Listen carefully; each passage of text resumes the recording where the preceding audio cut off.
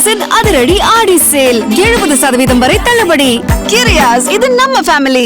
சென்னையில வீட்டு முன் கஞ்சா செடி வளர்த்த நபரிடம் போலீசார் விசாரணையை மேற்கொண்டிருக்கிறார்கள். வேப்பேரியில ராஜஸ்தானை சேர்ந்த ராஜ்குமார் கஞ்சா செடி வளர்த்ததாக புகார் அளிக்கப்பட்டிருக்கிறது. இந்நிலையில இதுகுறித்து போலீசார் விசாரணை மேற்கொண்டு வருகிறார்கள். மேலும் தகவலை செய்தியாளர் சாலமன் வழங்கிட கேட்கலாம். சாலமன், இந்த சம்பவம் குறித்தான முழு தகவல்கள்.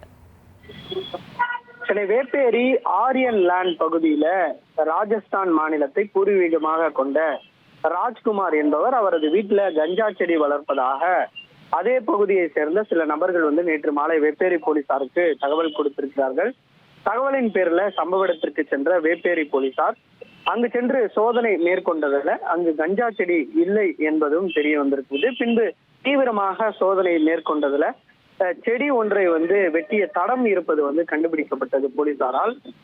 பின்னர் இதனை அடுத்து வீட்டை சுற்றி சோதனை செய்த போது குப்பை தொட்டியில அந்த வெட்டிய கஞ்சா செடியானது மறைக்க வைக்கப்பட்டிருப்பதும் தெரிய வந்திருக்கிறது. பின்பு 8 அடி நீளம் கொண்ட அந்த கஞ்சா செடியை போலீசார் பறிமுதல் செய்தனர். போலீசாரோட முதற்கட்ட விசாரணையில போலீசார் வருவதை அறிந்த ராஜ்குமார் தனது வீட்டின் முன் வளர்த்து வந்த அந்த கஞ்சா செடியை வெட்டி குப்பை தொட்டியில வீசி இருப்பதும் தெரிய வந்திருக்கிறது. இதனை அடுத்து வழக்கு பதிவு செய்துள்ள வேப்பேரி போலீசார் இந்த சம்பவம் குறித்து தீவிர விசாரணையை மேற்கொண்டு வருகின்றனர்.